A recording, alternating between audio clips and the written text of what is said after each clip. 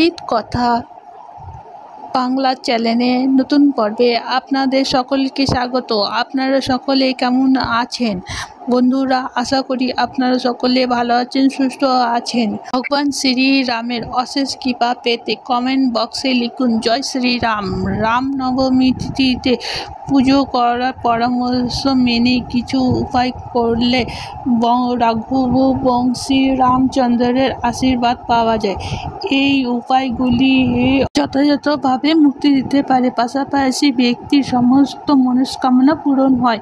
এই তিথিতে কোন উপায়ে কি করবেন জেনে নিন।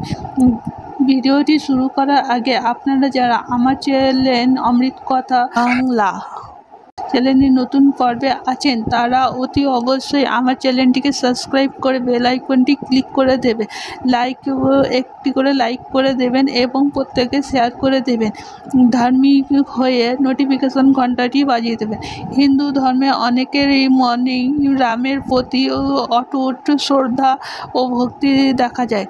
প্রতি বছর চৈত্র মাসের শুক্লপক্ষের নবমী তিথিতে রামের বিশেষত পুজো অর্চনা করা হয়ে থাকে। শাস্ত্রের মতে এই তিথিতেই জন্মগ্রহণ করেছিলেন শ্রীরাম। এই কারণে এই নবমী তিথিতে রামনবমী নামে পরিচিত। আগামী 17 এপ্রিল রামনবমী পালিত হবে। মনে করা হয় এই তিথিতে রামের পুজো করলে ব্যক্তির সমস্ত দুঃখ, কষ্ট ও সমস্যা দূর হয়ে যায়। শাস্ত্র মতে রামনবমী তিথিতে কিছু উপায় করলে রামের কৃপা লাভ করা যায়, বিপদের হাত থেকে মুক্তি পাওয়া যায়। এই রাম নবমী তিথিতে কোন উপায় করবেন তা জেনে নিন। রামনবমীতে ধন লাভের উপায়। ধন লাভের জন্য রামনবমীতে একটি সহজ উপায় করতে পারেন।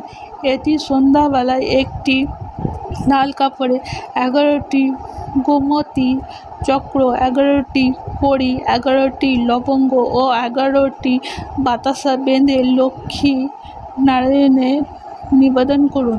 তারপর একটি বাটিতে জল নিবেদন করবেন রামের রক্ষা মন্ত্র ওম শ্রীং হ্রিং ক্লিং রামচন্দ্রায় শ্রীং নমঃ 8 বার জপ করুন।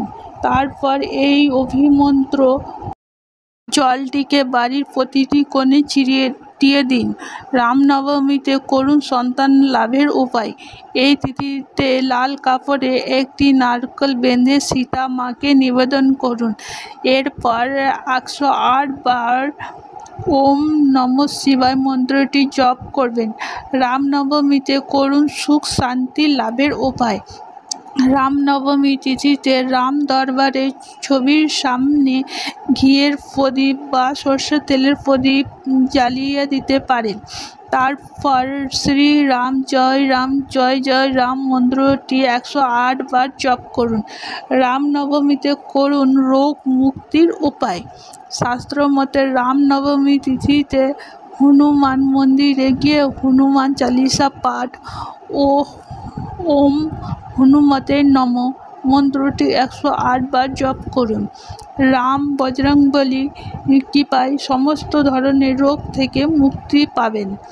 রামনবমীতে করুন বিবাহ আগত বাধা দূর করার উপায়। রামনবমীতে সন্ধ্যাবেলায় রাম ও সীতাকে হলুদ, কুমকুম, চন্দন নিবেদন করুন।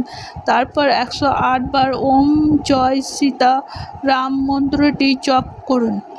রামনবমীতে ভুলেও করবেন না এই কাজ।